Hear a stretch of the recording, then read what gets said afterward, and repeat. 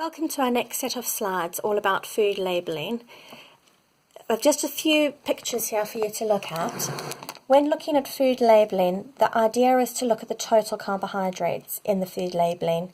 There is always of which sugars. We're going to ignore that because that's only part of the carbohydrates. It's the total carbohydrate that is going to affect the glucose level, and that's what we need to be making the decision about, the decision on our insulin based on that. So these two diagrams just indicate which section you need to be looking at when looking at a food label. So I have a number of foods in front of me. We've got some minestrone soup, I've got some breadsticks, and I've got some hummus. So we're just going to have a look at each of these. So with the minestrone, we're going to turn it around until we've got our food labelling section there.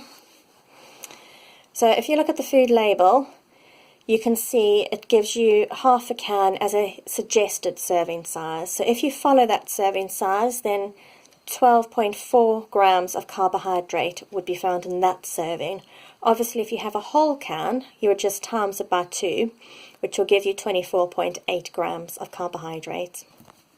Looking at the hummus, so with the hummus it does suggest using a quarter of a pot, so that's obviously the traffic light system we're looking at there now, and we don't use the traffic light system when looking at our food labels for carbohydrate counting.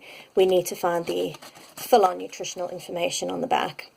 So this one here shows you if you were to have a quarter of a pot, then the carbohydrate would be 5.5 grams.